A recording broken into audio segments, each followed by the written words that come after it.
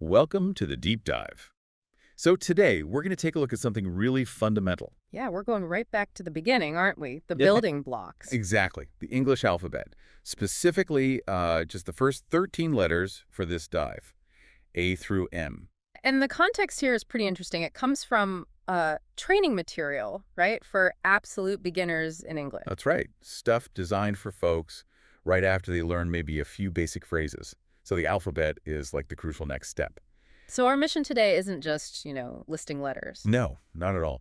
We really want to unpack how these letters get introduced, how they make that first connection to simple words. Understanding that initial association. Okay, let's get into it. Right, so the English alphabet has got 26 letters, we all know that, but each letter has a name, and then crucially, it can stand for different sounds. That's key. Because while we're focusing on the names and maybe one main sound today, that whole letter-sound relationship, well, it gets complicated later on. It really does. But starting simple, first letter, A. Hmm.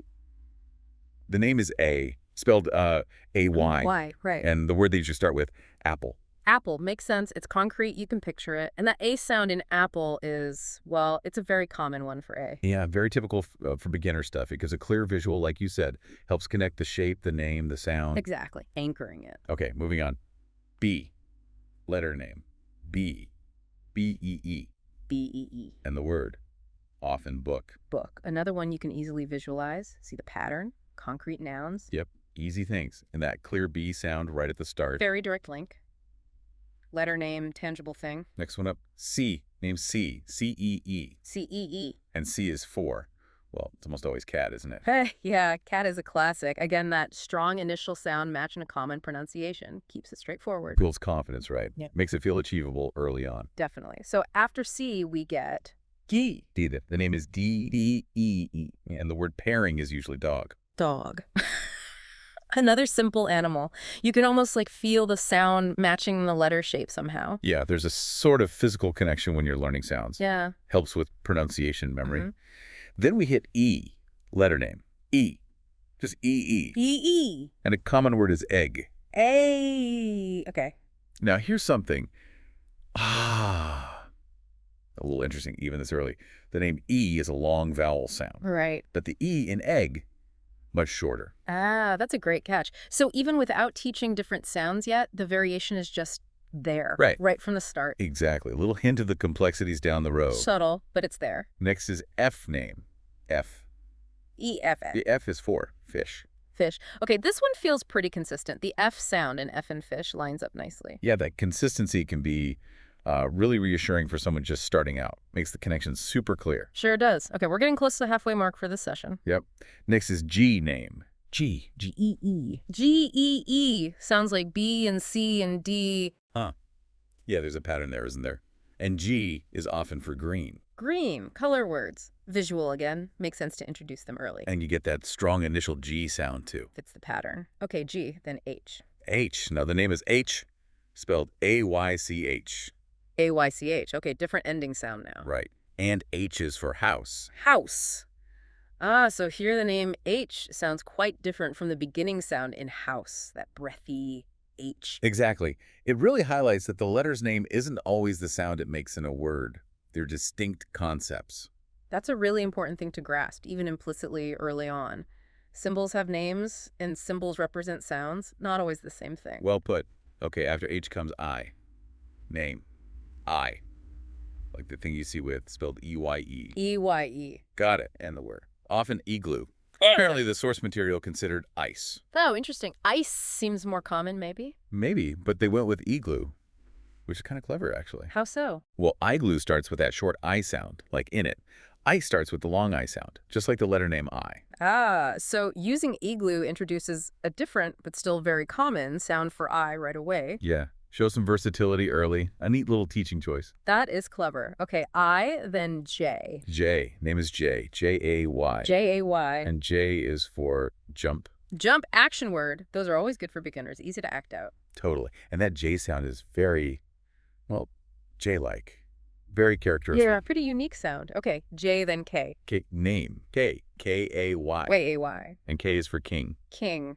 Nice crisp K sound. And notice the letter name K also starts with that same sound. Right, even though the name starts with K and the sound is like a hard C sometimes, it connects them phonetically. Exactly.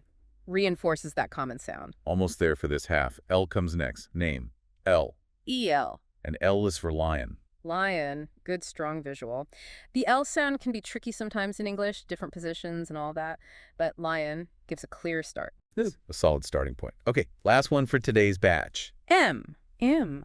The name is M. EM. E-M. And M is for a really important one. Mother. Mother, yeah, very fundamental word. Universally understood, pretty much. So there we have it, the first 13. A through M. We've looked at their names and these sort of standard first words they get paired with. Yeah, these initial anchors in the learning process. Okay, let's try a quick recall just to see if things are sticking. Think back maybe the first 8 letters or so.